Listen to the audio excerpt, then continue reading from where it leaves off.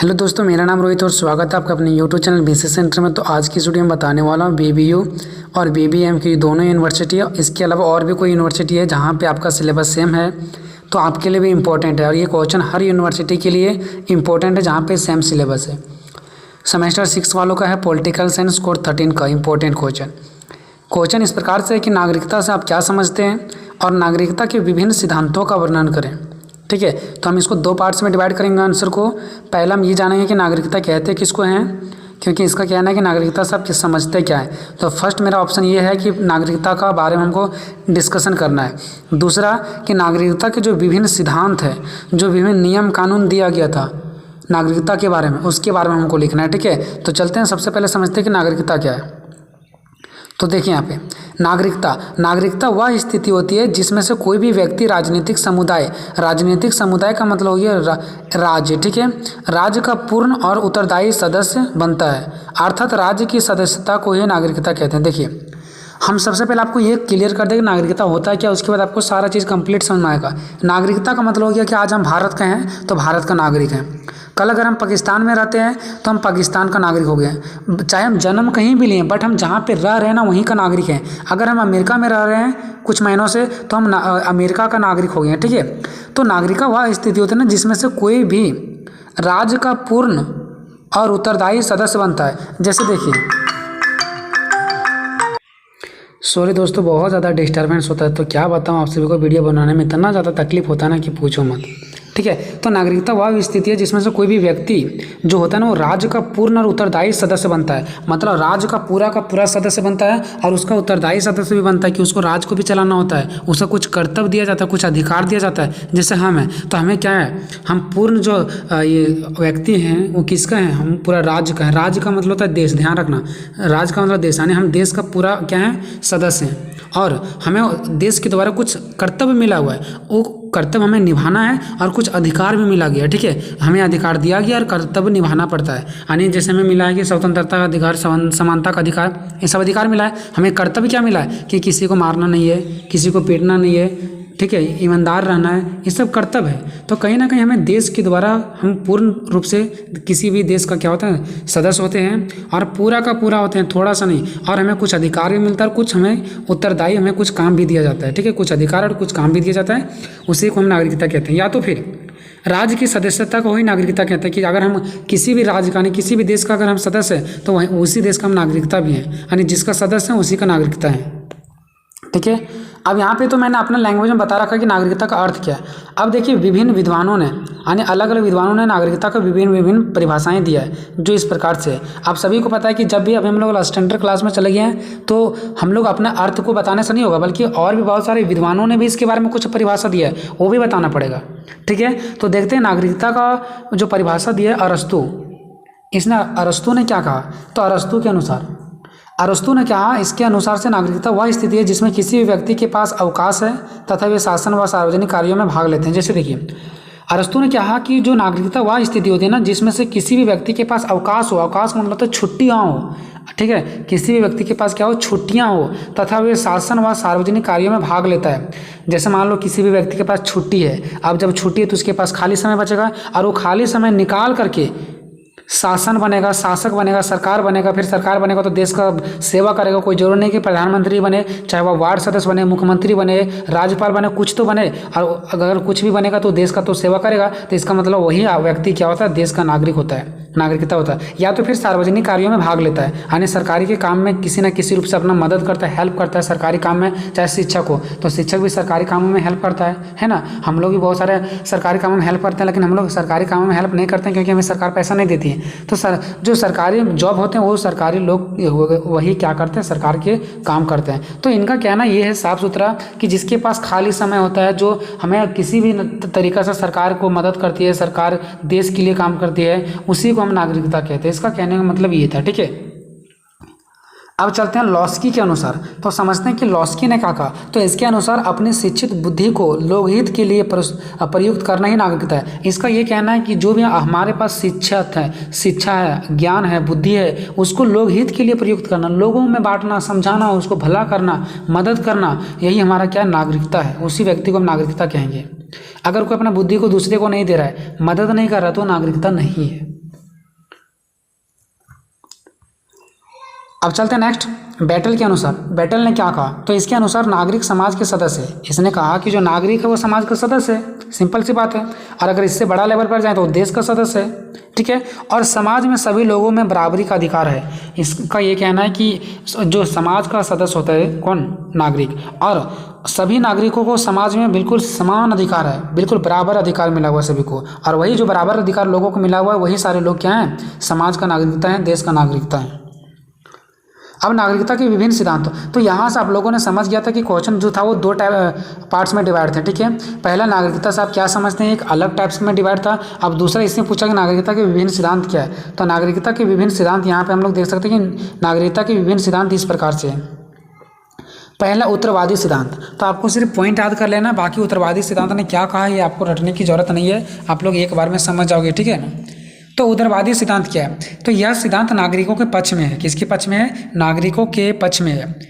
और इसका मानना था कि नागरिकों को अधिक से अधिक अधिकार दिया जाना चाहिए। इनका क्या कहना था कि नागरिकों जो है ना, हमारा देश का किसी भी देश का नागरिक, उसको ज़्यादा से ज़्यादा अधिकार मिलना चाहिए।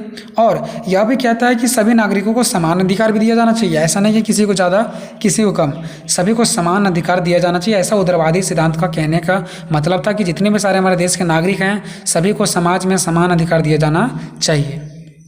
दूसरा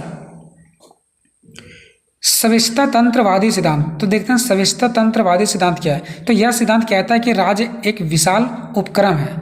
इसका यह कहना है कि जो राज्य, राज्य का मतलब क्या होता है, देश, देश एक विशाल उपकरण है, ठीक है। और नागरिक उसका ग्राहक है। उपकरण मतलब जो कोई काम वगैरह करने का उपकरण होता है ना, ऐसे, तो ऐसे आप लोग समझ जाओ। तो एक बड़ा क्या है, उपकरण है और नागरिक उसका ग्राहक है। अगर इतना आप लोग नहीं समझें तो इतना ये समझ आए। सविस्ता तंत्रवादी का कहना ये था ना कि जो राज्य है वो देश एक बहुत बड़ा लेवल का है, बहुत बड़ा फैक्ट्री है, ऐसा समझो, बहुत बड़ा फैक्ट्री है। और जो नागरिक है उस फैक्ट्री में काम करने वाले लोग हैं, इस टाइप से, ठीक है। तो समझ लो कि देश को, राज्य को कितना बड़ा दर्जा दिया गया, एक फैक्ट्री के जैसा। और जो लोग, छोटे छोटे लोग उसमें काम करते हैं वो हमारा नागरिक हैं। तो जितने भी सारे फैक्ट्री में नागरिक लोग काम करते हैं तो फैक्ट्री का मालिक का, फैक्ट्री का क्या करता है कि हम अपने जितने भी सारे हमारे फैक्ट्री के अंदर काम कर रहे हैं उसको सारा देखभाल करना है ना। ऐसा थोड़ी ना कि व्यक्ति को मार दिया जाएगा, देखभाल करना। वैसे ही इसका भी कहना है कि देश को भी, लोगों को क्या करना चाहिए, मदद करना चाहिए, लोगों को देखभाल करना चाहिए। क्योंकि एक बहुत जो पूरा देश फैला हुआ, वो समझो पूरा बड़ा फैक्ट्री फैला हुआ है और उसके अंदर सारे लोग देश में स्थित हैं, उस फैक्ट्री में स्थित हैं। तो सभी लोगों को क्या वो फैक्ट्री क्या करेगा, उसको मदद करना चाहिए। सभी देशों को, सभी देश के लोगों को मदद करना चाहिए, ठीक है। इसी प्रकार से किसी भी देश को अपने जितने भी सारे उस देश में शामिल नागरिक हैं, उस सीमा के अंदर जितने भी सारे नागरिक हैं, वो सभी नागरिकों को उसको मदद करना चाहिए। अगर इतना तक नहीं समझे तो आगे देखिए। मनुष्य के पास संपत्ति की रक्षा करने के लिए अनेक संस्थाएं, देखिए मनुष्य, बहुत सारे मनुष्य, किसी भी देश में बहुत सारे मनुष्य उपस्थित रहते हैं, जिंदा रहते हैं। अब उसके पास बहुत सारा रिस्पॉन्सिबिलिटी रहता है, उसका बच्चों का देखभाल करना, उसका संपत्ति का देखभाल करना, उसका जान माल पर कोई हमला तो नहीं कर रहा है। तो मानव के पास अपना रक्षा करने के लिए, अपना स्वतंत्र रहने के लिए बहुत उपकरण है। लेकिन जो सबसे बड़ा उपकरण है ना, उसका राज्य होता है, देश होता है। अगर देश उसको साथ देगा तो कोई भी कहीं से हार नहीं सकता है, और अगर उसको देश साथ नहीं दिया तो हार जाएगा। क्योंकि अभी हम लोग देख सकते हैं, हम लोग के पास कोई भी हमारे अधिकार को नहीं छीन सकता, हमें कोई मार पीट नहीं सकता, क्योंकि हमें अधिकार एक रक्षा दिया है कि अगर कोई मारता पीटता तो आप केस दर्ज कर सकते हैं। तो कहीं ना कहीं हमारे परिवार वाले भी हमें मदद कर सकते हैं। तो हमारे पास मदद करने वाले बहुत संस्थाएं हैं, बहुत हमारे पास प्रकारें हैं, मदद करने वाले बहुत सारे उपाय हैं। बट देश, जो राज्य है ना, वो सबसे बड़ा हमारा मदद करता है। तो सबसे बड़ा नागरिकता का जो सबसे बड़ा हेल्प करने वाला माना गया, किसको माना गया, देश को। अब आगे देखिए, लेकिन इनमें से सबसे प्रभावशाली राज्य ही है, मतलब सबसे प्रभावशाली कौन सा होता है, देश ही है। इसलिए उसे एक निश्चित भाग पर बल प्रयोग करने का अधिकार मिल जाता है। इसलिए उसे एक निश्चित भाग पर बल प्रयोग करने का अधिकार मिल जाता है। देखिए अब क्या होता है कि हमारे देश में को अधिकार है कि वो हमें रक्षा करेगा, और क्या हमें अधिकार भी मिल जाता है, कुछ भाग तक हमें अधिकार भी मिलता है उसको प्रयोग करने का। जैसे हमें देश ने अधिकार दे रखा है कि अगर तुम्हें पीटता है तुम्हें, तो जाकर के केस दर्ज करो, ठीक है। तो कहीं ना कहीं हमें अधिकार भी देता है देश, कुछ भाग तक मुझे अधिकार भी मिला हुआ है। तीसरा समुदायवादी सिद्धांत। समुदायवादी सिद्धांत का मतलब क्या है, तो इस सिद्धांत के अनुसार नागरिक वह है जो राजनीतिक वाद विवाद और निर्णय प्रक्रिया में भाग लेकर भावी समाज का रूप तय करती है। ठीक है, मतलब समुदायवादी सिद्धांत का कहना ये था कि नागरिकता उस वही लोग हैं जो राजनीति के वाद विवाद को, जो भी प्रॉब्लम है, साथ ही निर्णय प्रक्रिया, जो भी निर्णय लिया जाएगा उसमें भाग लेते हैं। मतलब नागरिक वो है जो राजनीतिक प्रक्रिया में, राजनीति के प्रॉब्लम में भाग लेते हैं, उसको आगे क्या करना है, पीछे क्या करना है, कौन सा काम किया जाना चाहिए, ये सब चीज़ों में जो भाग लेते हैं ना, वही हमारा क्या है, नागरिक। और ये भावी समाज का रूप तय करती है, यानी जो पीछे से हमारा समाज चला हुआ आ रहा है उसी को आगे बनाती रहती है, आगे ले जाने की काम करती है। अतः नागरिक का मुख्य लक्ष्य सहभागिता है। देखिए, समुदायवादी का कहना है कि नागरिकता का जो मुख्य लक्ष्य होना चाहिए वो सहभागिता होना चाहिए। सहभागिता का मतलब क्या होता है, तो मैंने ब्रैकेट में लिख रखा है, विभिन्न स्तरों पर भाग लेना, यानी अलग अलग स्तर पर भाग लेना, अलग अलग स्तर पर जाकर के काम करना, साझेदारी करना। ठीक है, तो वही हमारा क्या होता है, नागरिक होता है। ऐसा किसका कहना है, समुदायवादी सिद्धांत के लोगों को कहना है। अब चलते हैं चौथा, मार्क्सवादी सिद्धांत। मार्क्सवादी सिद्धांत क्या कहता है, तो यह सिद्धांत में बताया गया है कि जो वर्ग दूसरे वर्ग पर दमन करता है, मतलब उसको शोषण करता है, उस पर अत्याचार करता है, वही शक्तिशाली के अनुसार नागरिकता का बुनियादी तय हो जाता है। देखिए, नागरिकता आजकल देखा जाता है ना कि वही नियम कानून बनता है जो लोग बड़े होते हैं, जो लोग बड़े कहते हैं। इसी प्रकार से यहाँ भी कहा गया है, जो मजबूत वर्ग के लोग होते हैं वही शक्तिशाली के अनुसार से ही नागरिकता का क्या हो जाता है, बुनियादी तय हो जाता है, नागरिकता बन जाता है।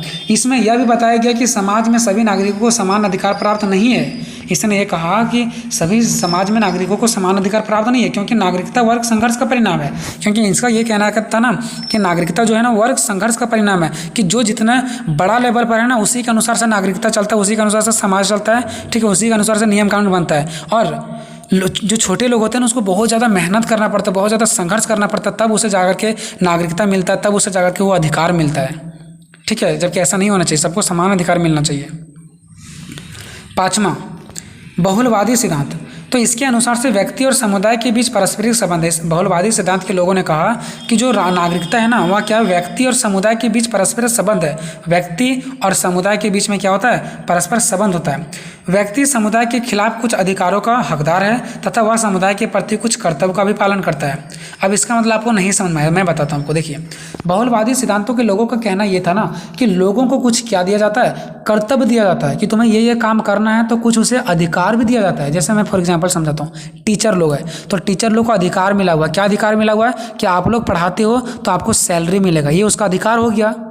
टीचर पर कोई हाथ नहीं उठा सकता है बिना फसूद का, तो ये उसका अधिकार हो गया। टीचर लोगों को सारा चीज़ का सुविधा दिया जाता है, तो ये सब उसका अधिकार हो गया। तब उसे अधिकार ही नहीं दिया गया, उसका कुछ कर्तव्य भी दिया गया कि आपको विद्यार्थियों को अच्छे से पढ़ाना है, स्कूल में देखभाल करना है, बच्चों को खाने पीने का समस्या तो नहीं हो रहा है, ये सब भी देखभाल करना है। तो कहीं ना कहीं उसे नागरिकता वही होता है जिसे कुछ अधिकार भी दिया जाता है और कुछ कर्तव्य भी दिया जाता है। तो कुल मिलाकर के बहुलवादी सिद्धांत का यही कहना था। ठीक है, इसका कहना यह भी है कि लिंग, जाति, धर्म आदि के भेदभाव को रोकना भी होगा। इनका यह भी कहना था कि जितने भी सारे जाति, धर्म, लिंग भेदभाव, स्त्री पुरुष में जितने सारे भेदभाव वो सभी को रोकना भी होगा। ठीक है, तो बहुलवादी सिद्धांत का यही कहना था। छठा, नारीवादी सिद्धांत। नारीवादी सिद्धांत, नारी के बारे में। इसके अनुसार से समाज में नारीवादी को कम अधिकार प्राप्त है।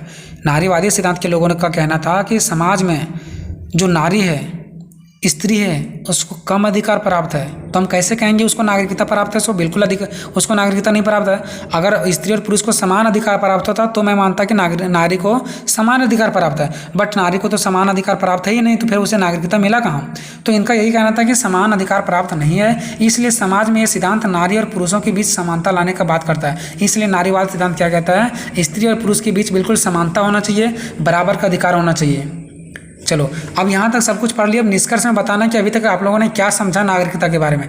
तो अतः हम यह कह सकते हैं कि नागरिकता वह स्थिति है जिसमें किसी भी व्यक्ति राजनीतिक समुदाय का सदस्य होता है। सिंपल सा बात है। हम नागरिकता किसे कहेंगे? जो कोई भी व्यक्ति किसका सदस्य होता है? राजनीतिक समुदाय का सदस्य होता है, या तो फिर राजनीतिक समुदाय का मतलब हो गया देश का सदस्य होता है, यानी राज्य का सदस्य होता है, उसे हम नागरिकता कहेंगे। तो यहाँ तक कंप्लीट होगी दोस्तों। वीडियो आपको कैसा लगा कमेंट बॉक्स में जरूर बताना है, और जितने भी सारा सेमेस्टर 6 से रिलेटेड मैंने वीडियो बनाया है सारा आपको डिस्क्रिप्शन बॉक्स में मिल जाएगा, लिंक वहाँ पे दिया गया है, जाकर के क्लिक करेंगे। ठीक है, मैं सभी का अभी व्हाट्सअप तो चेक नहीं कर पा रहा हूँ, बट मैं कॉमेंट बॉक्स जरूर सभी का पढ़ता हूँ, भले रिप्लाई नहीं दे पाता हूँ, और उसी के अनुसार से फिर मैं आगे काम करता हूँ। तो आपको जो भी प्रॉब्लम है कॉमेंट बॉक्स में जरूर बताएं। ठीक है दोस्तों, वीडियो को शेयर करें, और चैनल पर नहीं है तो चैनल को सब्सक्राइब कर लें। मिलते हैं अगली वीडियो में, तब तक जय हिंद, जय भारत।